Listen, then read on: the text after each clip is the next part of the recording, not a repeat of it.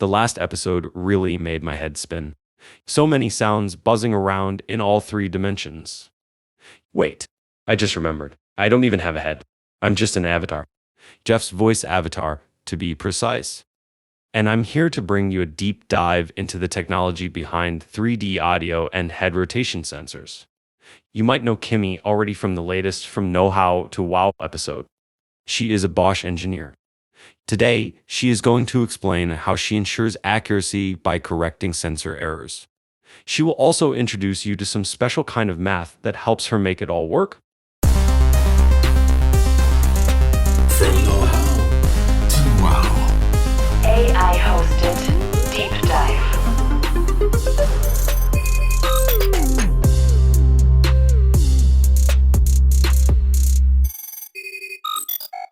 If you want to measure rotation, you'll quickly realize that a gyroscope is useful. Whether it's head rotation that you're measuring like Kimmy, or, let's say, the rotation of the Earth like Foucault. He is the one who gave the gyroscope its name. If you translate it from Greek, it would be something like rotation seeing, a device to see rotations. Since Foucault in the 1850s, gyroscopes have come a long way. But classic gyroscope sensors have some downsides, says Kimmy. Very, very expensive. And also it is very big. So gyroscopes had to become smaller. The same goes for other sensors, like accelerometers. After all, they have to fit into wearables like head tracking devices. If you've listened to From Know-How to Wow for a while, you know what these small sensors are called. MEMS, microelectromechanical systems. And the advantage of the MEMS sensor is that they are very cheap. They are very, very small. And that's why we can have them in the consumer electronics. But miniaturization comes at a cost. It's hard to make the MEMS gyroscopes as accurate as the classic ones without compromising on their other advantages. The accuracy for the classical gyroscope, for example, is much, much higher than the current MEMS gyroscope, I would say. And also from the other parameter like the temperature dependency or sensitivity, this kind of parameter, for the classical gyroscope, it has much better parameter there compared to the MEMS sensor. This means that a MEMS gyroscope reacts to environmental changes when it shouldn't. It produces errors, an offset from the actual value it's supposed to measure. And that's okay. We all have errors, don't you? As a voice avatar, I know I'm not perfect. And dare I say, even Geoff, who lent me his voice, is not perfect. The important thing is that we acknowledge our flaws and deal with them, or, in technical terms, correct for the errors. Because if you don't address the errors, they escalate. Well, you can imagine that you have one angular rate measured, and there would be a kind of offset on the gyroscope. Let's say it is 0.1 degree per second, something like that. And if you are integrating that gyroscope signal with that offset, and you can imagine that if you increase the time, the error would also increase. And at the end, after some time, you would have whatever 90 degrees of error, which is, of course, not acceptable. So that's why we would need also other sensors to compensate these errors there. More sensors. That's the solution. Head rotation tracking doesn't work with a gyroscope alone. The Bosch sensor used in such devices also includes an accelerometer and a magnetometer. Those can be used to check if the gyroscope signal needs correction. However, the magnetometer, for instance, isn't always correct either. It produces its own errors and is influenced by environmental factors as well.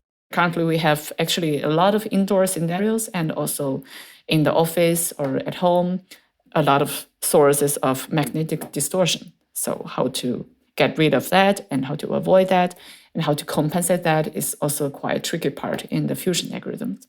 Kimmy's field of expertise is sensor fusion. Simply put, it means combining the signals from the gyroscope, the accelerometer, and the magnetometer to compensate for the errors. The goal of sensor fusion is to determine one combined sensor output that represents the true rotation angles of the device. So we have a very good distortion detection algorithm inside our fusion. The trick is to figure out how one sensor can be used to determine that another sensor's measurement is off or distorted. By using the gyroscope signal, you can get an idea, okay, for example, if I moved, let's say 90 degrees by integrating the gyroscope signal, and then I realize, oh, my magnetic field is actually not rotated like 90 degree, but it's rotated like 180 degree, then there must be something wrong with the magnetic field. So that would be also an indicator for a distortion. Kimi's engineering, the code that she writes, ensures that the three sensors work as a team. Together, they provide the necessary accuracy to determine the correct rotation angles at all times. But Kimi says there's a catch. There is a problem with the maths that can sometimes lead to wrong results. But let's back up a bit. What Kimi wants the sensors to determine in a head tracking device is three angles: heading, roll, and pitch. The heading, let's say in our convention, that would be the angle between your y-axis and the north. So that is just the heading, so in which direction you are looking at now. And the pitch and roll would be the tilt of your device or object. Let's say if you are, for example, tilting your smartphone upper edge down, that would describe a pitch of several degrees, and also the same for the roll. If you just tilt your left edge of your smartphone down, you would have also several degrees of a roll there. So this is the classical Euler angle representation. At the beginning, we talked about Foucault. Euler's time was even 100 years before him. In the 18th century, Leonhard Euler came up with the idea that the orientation of an object in a coordinate system can be determined by three angles. Those angles describe rotations about the axes of the coordinate system. Euler angles are very useful, for instance, in order to calculate the orientation of a plane or a spacecraft. But they are not as foolproof as they might seem at first. For example, there are multiple definitions of Euler angles, and there is no one correct way to use them.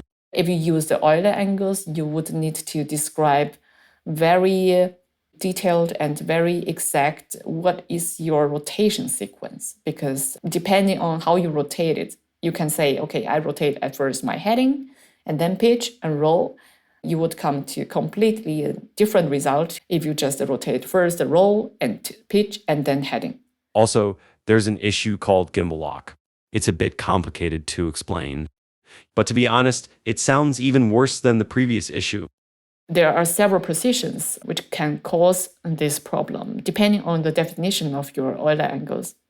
And in this position, this special position, you would have a problem that you cannot determine the pitch and roll or heading. So there would be not a unique values for the three angles.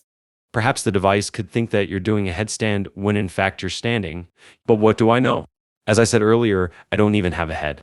I'm just a bodiless voice. Anyway, while you probably learned about Euler angles in school, the pros, like Kimi, use a better system to describe.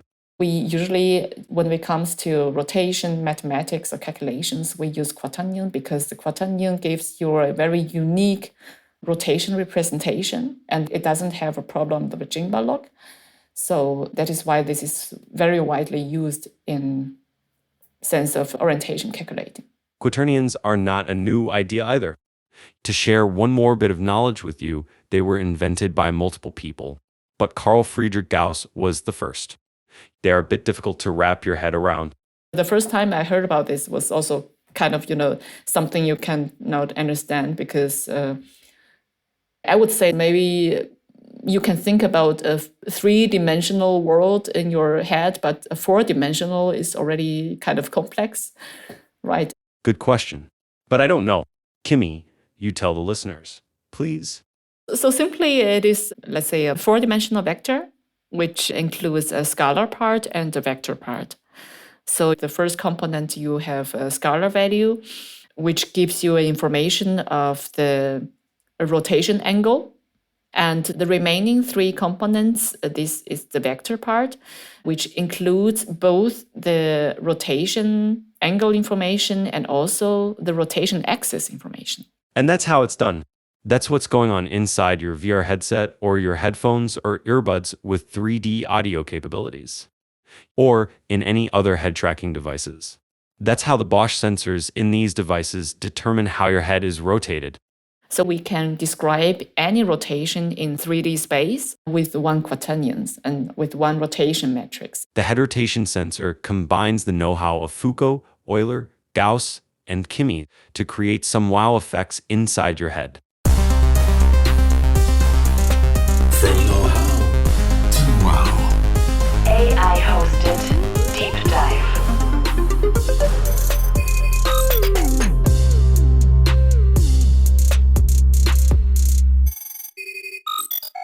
If you enjoyed this episode, why not give our podcast some stars on whichever podcast platform you're using?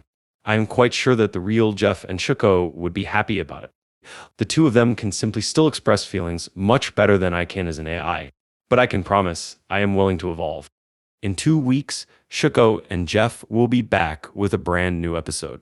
It will be a quantum leap in podcasting.